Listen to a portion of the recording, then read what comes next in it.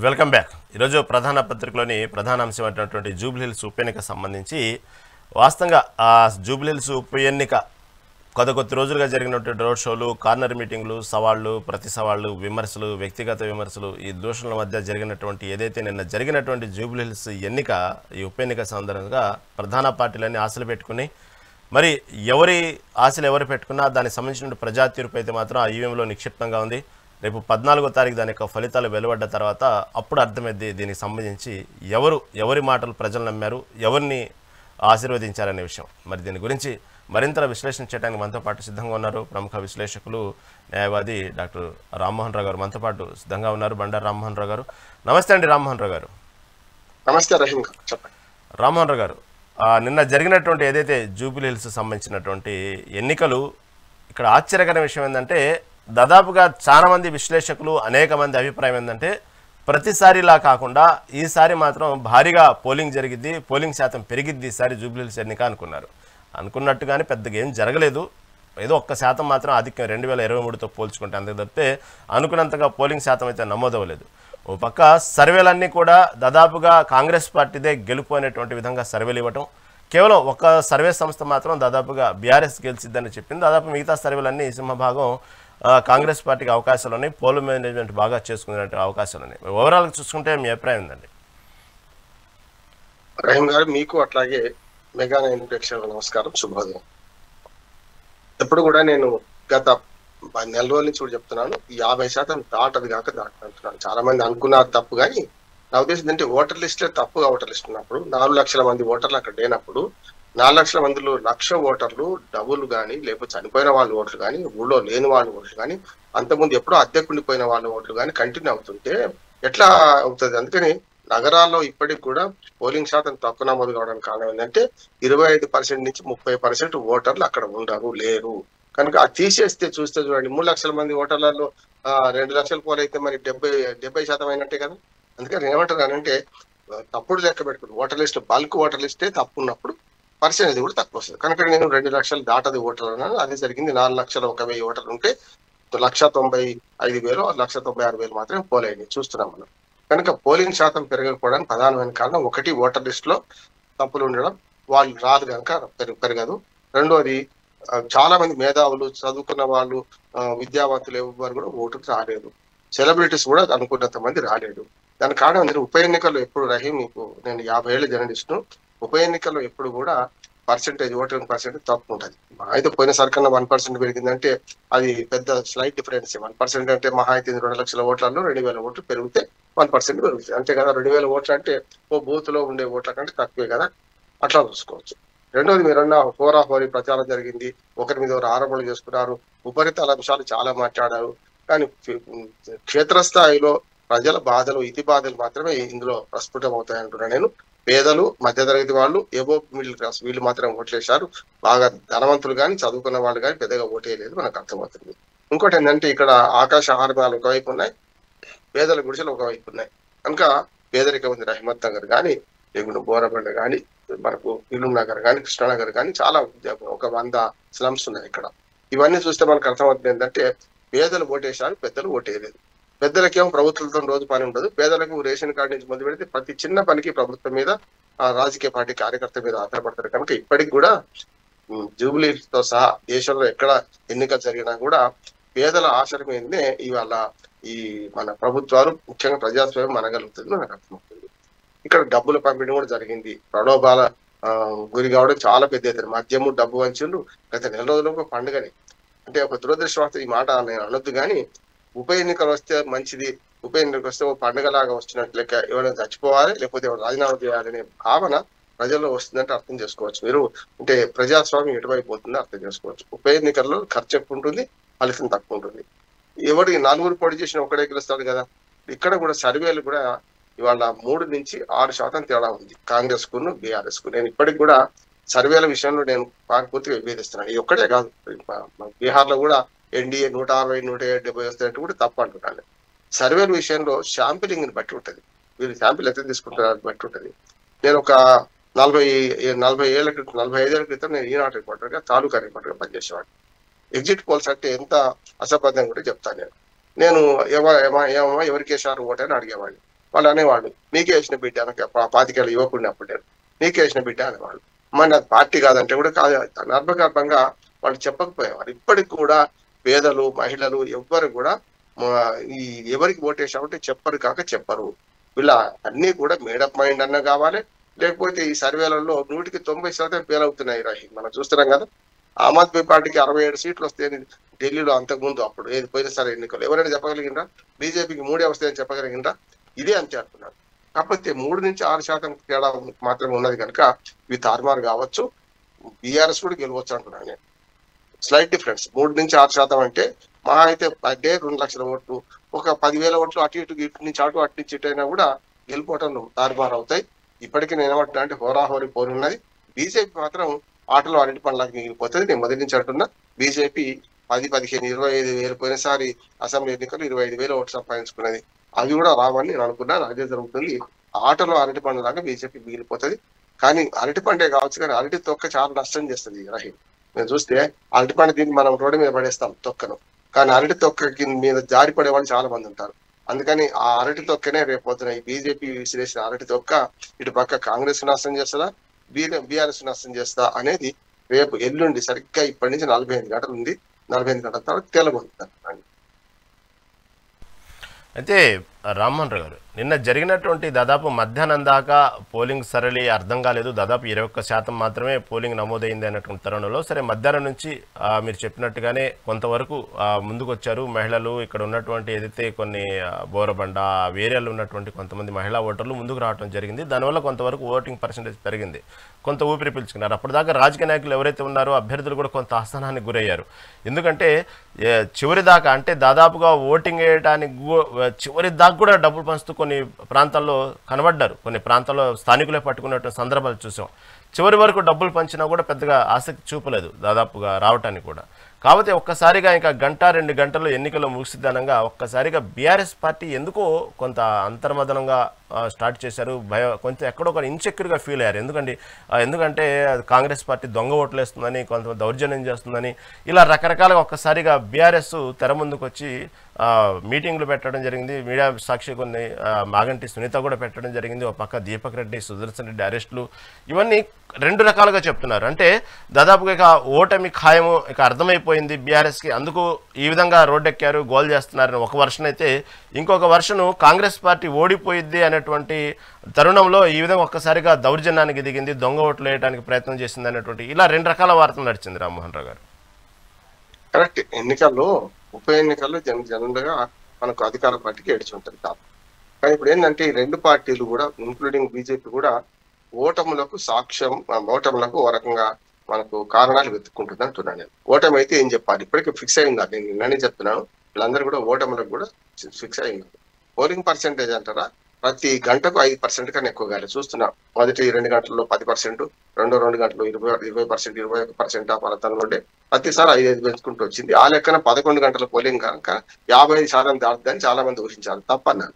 ఎందుకంటే ఓటర్లు అయిపోతున్న కొద్ది చివరిలో అంత పెద్ద ఎత్తున ఊపు ఉండదు, నేను 50% దాటదానా అదే జరిగింది. అంటే మహా అయితే వాళ్ళ అందరూ ఊహించిన దానికన్నా 7% ఓటింగ్ తక్కువైంది. అంతే కదా, 50% అయితే అనుకున్నారు. గంటకు 5% చొప్పున లెక్క పెట్టి అట్లా ఉండదు.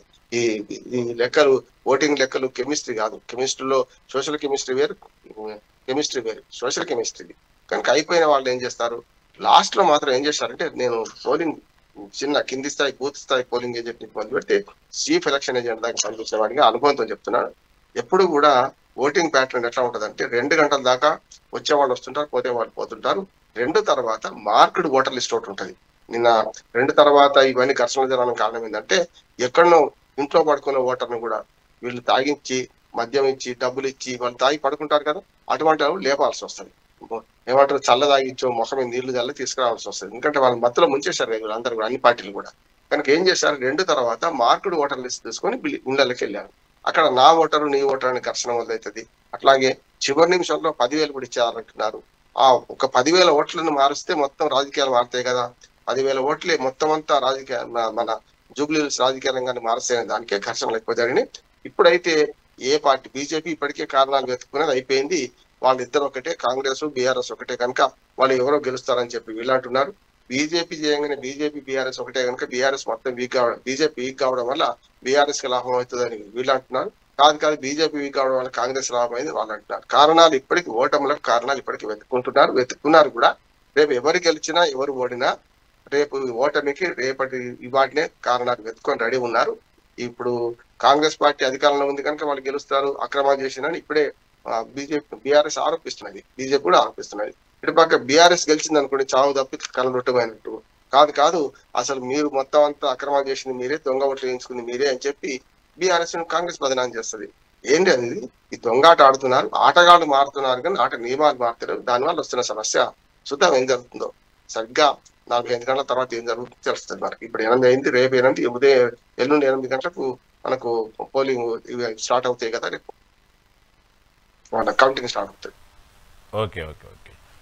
ఇక్కడ ఇంకొక ప్రధాన అంశం తీసుకుంటే దాదాపుగా ఎవరైతే ఈ జూబ్లీహిల్స్ సంబంధించినటువంటి ప్రధాన పాత్ర కాదు, ఓటర్లు ఎక్కువగా ఉన్నారు అని మొదటి నుంచి చెప్పుకున్నటువంటి ఆ ముస్లిం మైనార్టీ ఓట్లకు సంబంధించిన విషయంలో ఎప్పుడైతే అజారుద్దీన్ మంత్రి పదవి ఇచ్చారో ఆ తర్వాత కొంతవరకు లాభపడ్డాం, కొంతవరకు అంటే కొన్ని కార్నర్ మీటింగ్స్లో వచ్చినటువంటి అభిప్రాయం ప్రకారం చూస్తే ఇటు బీఆర్ఎస్ పార్టీ వచ్చేటప్పటికి ప్రభుత్వం చేసినటువంటి హైడ్రా విషయం కానివ్వండి, గతంలో ఇచ్చినటువంటి 6 గ్యారెంటీల విషయాన్ని కానివ్వండి, ఇవన్నీ హైలైట్ చేయడంలో బీఆర్ఎస్ పార్టీ సక్సెస్ అయింది అనేటువంటి విషయాన్ని మాత్రం కొంతవరకు జరిగినటువంటి సర్వే సమాచారం. ఆ తర్వాత కాంగ్రెస్ పార్టీకి వచ్చేటప్పటికి ఆ పరిస్థితిని ఒక్కసారిగా కొంచెం యూటర్న్ చేసుకోవడంలో ప్రధానంగా ముస్లిం అయినటువంటి ఆకట్టుకోవటమే ఇంకా లాస్ట్గా చావు రేపు అనే విధంగానే అజారుద్దీన్కి లాస్ట్ మినిట్లో మంత్రి పదవి ఇచ్చారు. దానివల్ల కొంత డైవర్ట్ చేయగలిగారు అనేటువంటి వాతావరణం. నిన్న అలాంటి వాతావరణం, అలాంటి పరిస్థితులు ఏమైనా అర్థమైన రామ్మోహన్ రావు గారు వాస్తవంగా అంతగా ముస్లిం ఓటర్లు ఒక్కసారిగా అజారుద్దీన్కి ఇవ్వటం వల్ల యూటర్న్ తీసుకునేంతగా పరిణామాలు అయితే జరిగినాయి అంటారా? ఏ కులం ఓట్లైనా ఏ మతం ఓట్లైనా కూడా ఒకరికి పదవి ఇవ్వడం వల్ల దానివల్ల పెద్దగా మారదు. అయితే మనం అంతా ఉపరితల అంశాలు మాట్లాడుతున్నాం రహీం, సమస్య లేదు. అసలు క్షేత్రస్థాయిలో మా జీవితాలు బాగుపడడానికి ఇవన్నీ జరుగుతుందా అని ఆశపడతారు. గురిజాడ అప్పారావు గారి కన్యాశుల్క నాటకంలో జట్కా బండి వాడి ప్రశ్న నేను ఇప్పుడు వేస్తుంటాను. స్వాతంత్రం వస్తే మన ఊళ్ళో హెడ్ కానిస్టేబుల్ ట్రాన్స్ఫర్ అవుతారా లేదా అంటే ఎప్పుడు కూడా ఓటర్లు తమ జీవితాన్ని లంక పెట్టుకుంటారు. ఇవన్నీ పైన ఉపరితల శాంతి. అజరుద్దీన్ మంత్రి పదవి ఇస్తే ముస్లింలందరూ ఇటు మారుతారు అటు మారుతారు అవన్నీ బట్టి మాటలు.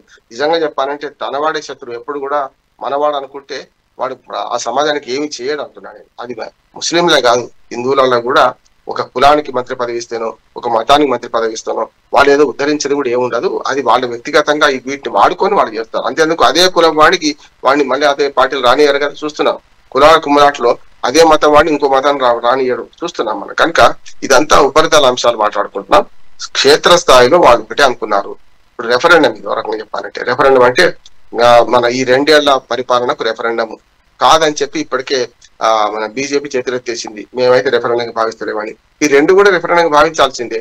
గత 10 ఏళ్ల అభివృద్ధికి ఇవాళ 2 ఏళ్ల ఇప్పుడు అభివృద్ధికి కాంగ్రెస్ పార్టీ చేసిన అభివృద్ధికో లేకుంటే వాళ్ళు ఇచ్చిన పథకాలకో రెఫరెండం అంటే మంచిది అంటున్నా నేను. అందుకని పేద ప్రజలు తమ జీవితాలలో 2000 పెన్షన్ 4000 అయిందాకా చూస్తారు. ఇట్లాంటి అంటే తమకు రోజు ఏదైతే మన కనెక్టెడ్ పాయింట్స్ ఉంటే వాటి మీద పోతారు ఎన్నికలు తప్ప ఇంకోటి లేదు. ఈ మేధావులు చదువుకున్న వాళ్ళందరూ ఓటు వేయకుండా మాట్లాడుతున్నారు తప్ప ఏం లేదు. ఓటు వేయని వాటికి ప్రశ్నించే అధికారం అంతకంటే లేదు. పేదల ఆశల మీద ప్రభుత్వాలు బతుకుతున్నాయి, ప్రభుత్వాలు నిలబడుతున్నాయి.